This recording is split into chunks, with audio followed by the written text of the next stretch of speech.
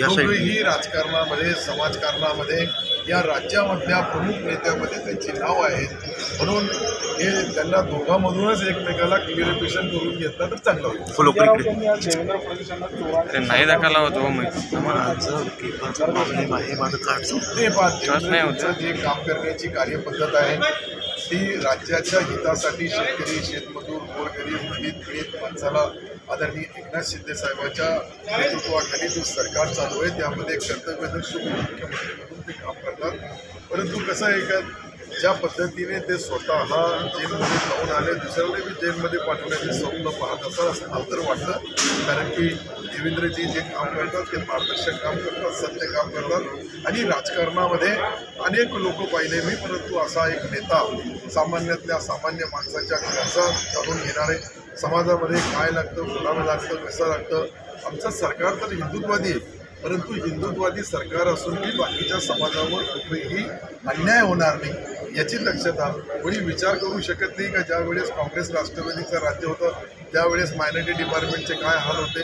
आज आमची हिंदुत्ववादी सरकारमध्ये मी स्वतः अब्दुल सत्तार या खात्याचा मंत्री आहे, परंतु मी जे जे मागितलं आतापर्यंत समाजाच्या उन्नतीसाठी, त्याच्या प्रगतीसाठी, त्यांना बाकीच्या समाजाबरोबर आणण्यासाठी त्यामध्ये देवेंद्रजीने मोठा प्रयत्न करून जे मागितलं ते, आणि विशेषतः अजितदादा हे फायनान्स मंत्री झाल्यानंतर त्यांनी आम्हाला मदत केली आणि मुख्यमंत्री महोदयाचा जो प्रश्नच नाही, सर्वांना मदत करणे, सर्व समाजाच्या सर्व धर्माच्या लोकांना सोबत राजकारण करतात, म्हणून मी त्यांचे या खात्याचा मंत्री म्हणून विशेष आभार मानतो. तुम्हाला जो दिलास होता आणि 8 एप्रिलच्या पुढील तारखेला उद्धव ठाकरेंना दिलासा मिळालेला आहे. मला असं वाटतं तारीख देणं म्हणजे काही दिलासा नसतं, तारीख द्यावीच लागते. त्यावेळेस ज्या काही न्यायालयीन कामकाज असतो त्या न्यायालयीन कामकाजामध्ये जे जी तारीख मागतात ते कोणालाही न्याय मागण्याचा अधिकार जसं त्यांना आहे तसं आम्हालाही आहे. आणि या सर्व गोष्टी पाहिल्या तर मला वाटतं का ज्यावेळेस निर्णय लागेल त्यावेळेस आमची बाजू भक्कम आहे. आम्ही सर्व शिवसेना आणि शिवसेनेचे नियम धोरण, शिवसेनेची बांधणी, पक्षबांधणी, धनुष्यबाणापासून तर आमदारपासून तर लोकसंख्या, लोकसभेचे जे आमचे खासदार आहे या सर्वांची संख्या पाहिली तर मला वाटतं त्याच्यामध्ये काही ते जे बाजूला आहे तेच डिस्क्वालिफाईड होतील. कारण की आमची इकडची संख्या 50, 10, 40, 10 आणि 40 आमदार आम्ही शिवसेनेचे असे मिळून 50ची संख्या आहे. 13 खासदार आहेत.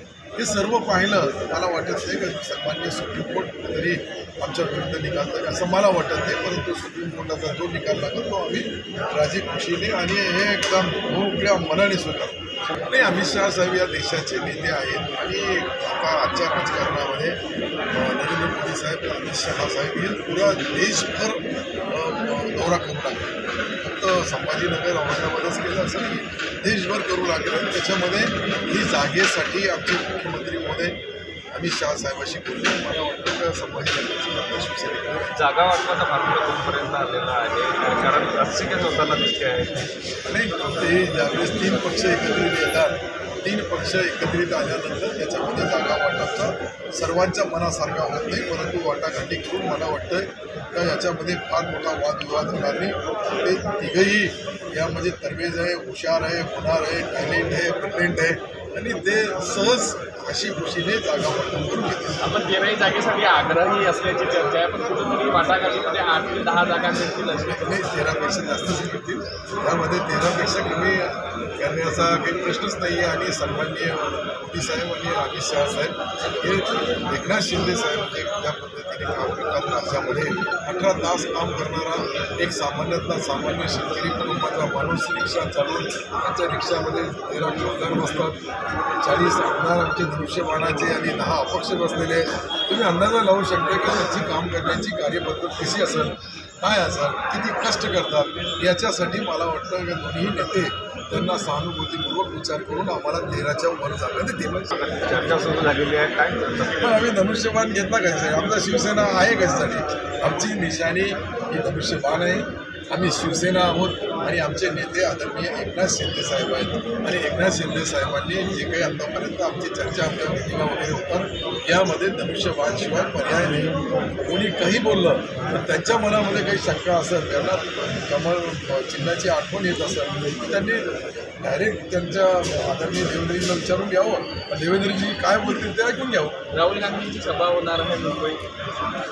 नाही, शेवटी राहुल गांधी एक राष्ट्रीय पक्षाचे नेते आहेत. त्यांची सभा होणार आहे. सभा होत असतात सभा सर्व पक्षाला घेण्याचा अधिकार तेही घेणार आहे. आणि मी काही कोणावर राहुल गांधी साहेबांवर बोलणार किंवा नरेंद्र मोदी साहेबांच्याबद्दल किंवा अमित शहा साहेबांसंदर्भात इतकं मोठं बोलणारी नाही. आपली लोकल गाडी हात दाखवा गाडीत. धन्यवाद. एबीपी माझा, उघडा डोळे बघा नीट.